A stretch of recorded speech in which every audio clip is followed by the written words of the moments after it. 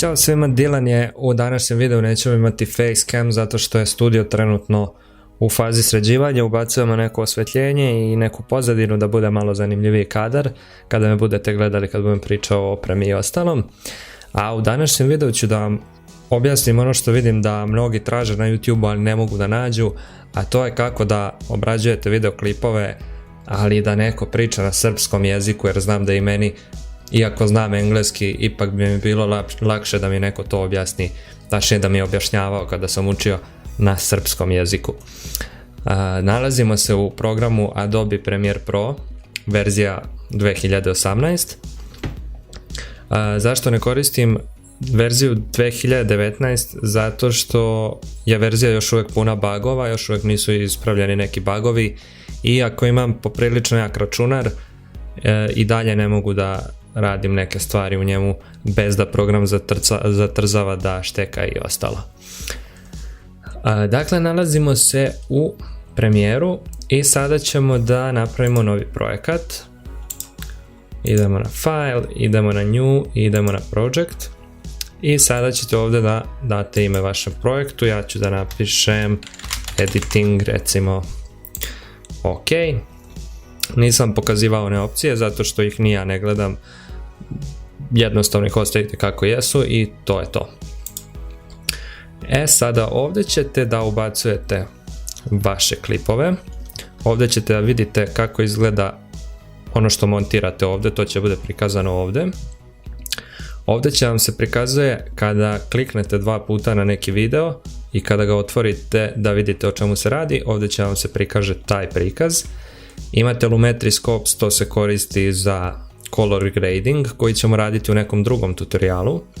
Imamo Effect Controls koji se koristi za dodavanje efekata i za regulisanje efekata na klipovima. Dakle, ako ste dodali, ne znam, neku masku ili ste dodali neki zvučni efekat, možete tu da stavite keyframe-ove kada se pali, kada se gasi i možete da uđete u neka dodatna podešavanja za to. Sa desne strane trenutno imamo Lumetri Color, zato što sam na Color tabu ostao, a mi ćemo da idemo na Editing. U suštini se skoro ništa nije promenilo, s tim što ovdje više ne stoji Lumetri Color, nego stoji Effect Controls i Source i uglavnom vidjet ćete o čemu se radi. Znači, nalazimo se u projektu Editing i ja sam spremio, ovo sada ne vidite zato što je na drugom monitoru, u stvari ovo vidite, ali prebacit ću to na drugi monitor. Spremio sam neke klipove koje ćemo da koristimo i sada ću da ih samo prevučem ovdje i to je to. Sad je problem što se meni ovdje nije pokazao timeline, nego mi se pokazao široki ovaj spektar za zvuk, i ako vam se desi nešto kao što se meni desilo, idete na Windows, idete na Workspaces i idete na Reset to Saved Layout. Kada to uradite, vratit će vam se sve na ono kako je sačuvano. Ovo ću malo da prebacim ovako i evo ga, sada smo opet u normalnom radnom okruženju i tako će da vam izgleda radno okruženje. Dakle, kada ste tu, samo prevučete vaše klipove u taj prozor tu i sada su vam klipovi učitani i samo ćemo da ih prevučemo desno i to će automatski da napravi ovdje sekvencu koja je iste veličine kao i vaši klipovi. Ukoliko vam je potrebna sekvenca koja ne treba da bude ista kao vaši klipovi i želite neka dodatna podešavanja, ići ćete na File, New Sequence ili jednostavno stisnete Ctrl+N i ovdje možete da izaberete na primjer Digital SLR, DNX HD i ostale kodeke koje ja sad neću da objašnjavam ovdje jer to nije deo ovog tutoriala. Ovdje ćete da napravite, to jest da napišete ime vaše sekvence. Na Settings možete da menjate na primjer neke od ovih profila, možete da menjate koliko frame-ova po sekundi ima video, koja je rezolucija, sve to, ali ni to neću da objašnjavam u ovom danas tutorialu. Ako vam nešto od ovoga ne bude jasno i ako želite da snimim tutorial o tome, snimit ću ga u odvojenom videu. Dakle, napravili smo novu sekvencu. Sad ću da nađem muziku koju ću da koristim u ovom tutorijalu. Prevuću i nju ovdje, prevuću je na timeline. I sada ćemo da vidimo odakle ćemo da krenemo sa pesmom. Mislim da je ovdje deo pesme od kojeg želim da krenem. Da. Stisnut ćemo E da presečemo ovdje. Ukoliko ste gledali moj tutorial o prečicama, znaćete koje sve prečice koristim. Ukoliko niste, link će biti u opisu i gore u kartici, tako da se podsjetite koje su to prečice. Znači, stisnuli smo E da presečemo muziku, stisnut ćemo na ovo, idemo na delete, da obrišemo to i preučemo ovo do početka. I sada smo izabrali odakle će da krene ta muzika.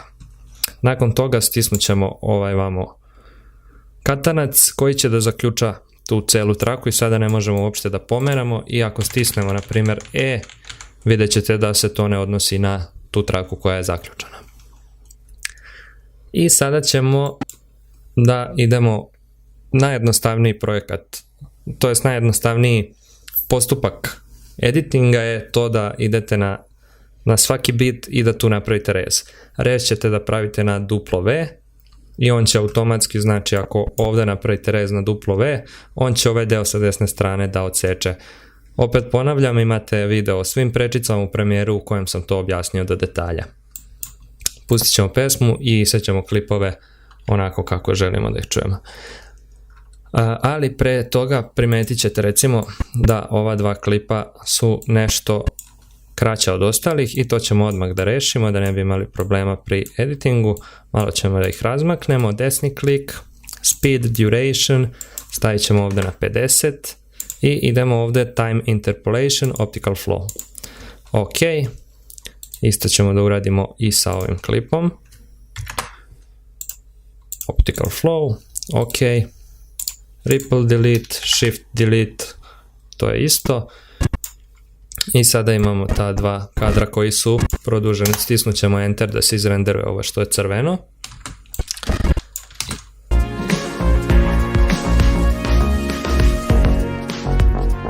I sada smo digitalnim putem produžili ova dva klipa i to možete da uradite kod nekih tako statičnih klipova gdje nema puno dešavanja i gdje nema neke akcije gdje su statični elementi u svakom kadru. Idemo sada na početak i sada ćemo da radimo editing na duplo V.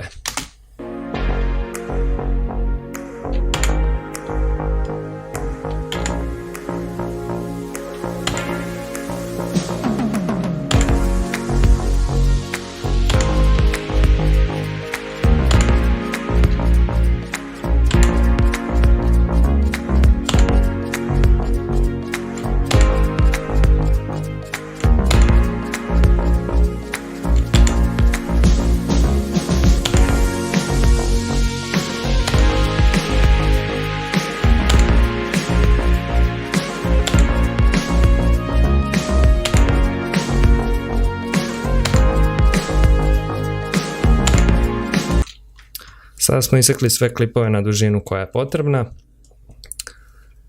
Sada ćemo malo proširimo ovu šinu. Malo ćemo da povučemo ovako da zoomiramo na ovaj deo klipa. Inače ne radi mi točkić, to možete da uradite na alt i točkić da zoomirate. Ali meni ne radi točkić zato što sam ga polomio, tako da moramo to da uradimo ovako. Idemo na P, stisnut ćemo P na tastaturi. Dodat ćemo jednu tačku ovdje i jednu na kraj i ovu zadnju ćemo da spustimo prema dole. I to će da napravi polako fade out ovog videa.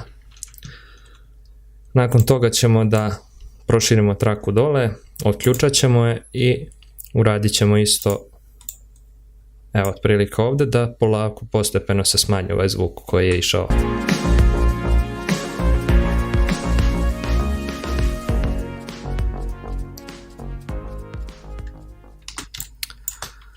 Ovdje ćemo da odsečemo ovaj deo, to nam više ne treba, delete i ostali smo sa ovim.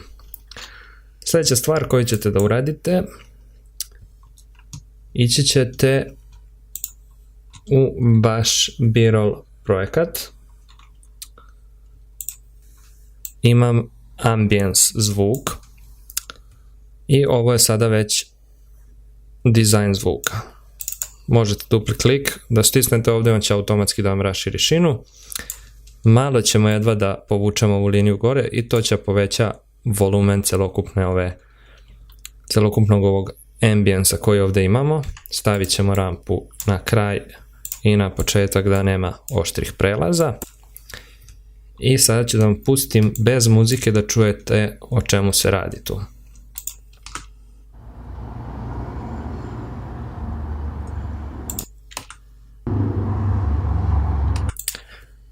Dakle, imamo tu neki zvuk koji je zvuk neke prostorije koja se nalazi odmah do ulice i to će malo da da živosti tom vašem klipu, da ne bude čisto da ide muzika i kadrovi.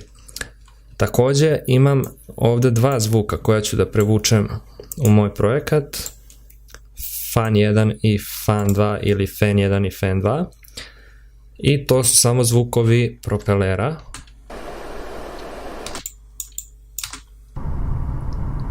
Dva različita zvuka ventilatora, tačnije, i to ćemo sada da stavimo na sve kadrove gdje imamo procesor. Naprimjer, na ovom kadru imamo procesor. Prevući ćemo ovaj klip levo. Držite Alt, kliknete i prevučete i to će napraviti duplikat ovog klipa. Pa ćemo ga prevući još jednom ovdje.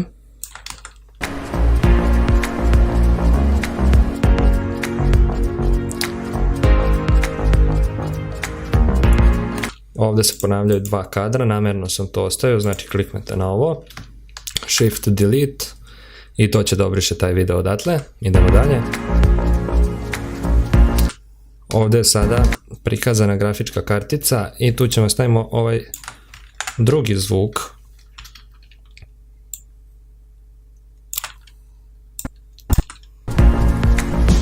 Jer realističnije je tako kada napravite zvukove da se, na primjer, grafička kartica čuje posebno, da se ne čuje isto kao procesor, ako kontate šta hoću da kažem.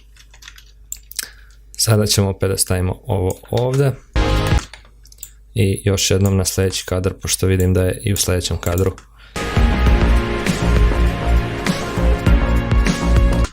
Ovdje idemo sa ovim zvukom i na kraju idemo još jednom sa onim prvim zvukom.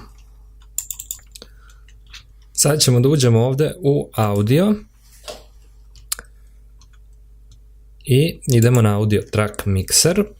Pogledat ćemo koja je to traka na kojoj su nam ovi zvučni efekti. To je traka A3.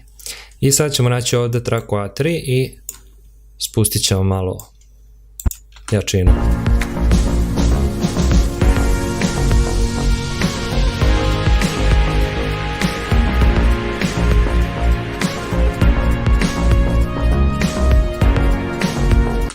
I sada čujete taj zvuk, jedva da ga čujete, ali tu je. To je greška koju mnogi prave kada rade dizajn zvuka, a to je što ostave zvukove preglasno. I zvukovi im se jednako ne slažu jednostavno ne slažu sa scenom. Naprimjer, imaju scenu u kojem prikazuju juga, oni dodaju u pozadinu zvuk nekog ekstra auta koji se ekstra čuje i tačno primetite da to nije zvuk koji bi trebao da bude tu. Cilj dizajna zvuka je da vam približi taj ambijent u kojem se taj video snimao i da vam u stvari približi celu tu atmosferu. Bez toga, kada napravite tako neke greške, video jednostavno deluje nerealno. I sljedeća stvar koju sam primetio da dosta ljudi radi, na primjer imaju neku scenu gdje bi trebali da ubace zvuk tigra nekog, a oni ubace zvuk neke sasvim druge životinje i tačno opet čujete da to nije to i nemojte praviti takve greške. Znači samo suptilno i nemojte da prejaki budu ti efekti, jer se efekti nikad realno ne čuju glasnije od muzike. Uvek treba da vam je muzika najglasnija ili tekst ako ga imate, tačnije govor, i tek onda idete na to da dodajete zvučne efekte i gledate da oni budu malo tiši od svega toga. Nadam se da ste skapirali šta želim da vam kažem.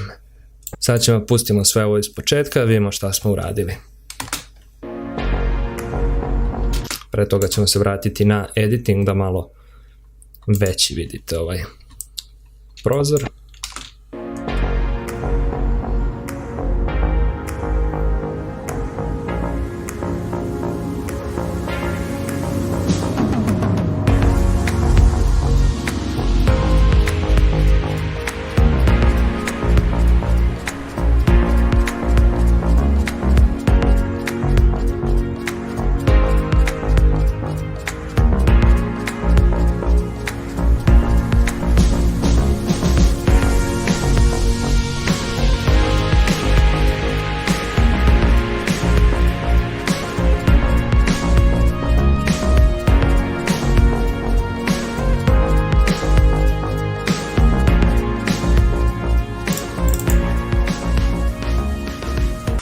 Možda čak možemo ovo da skratimo od ovde.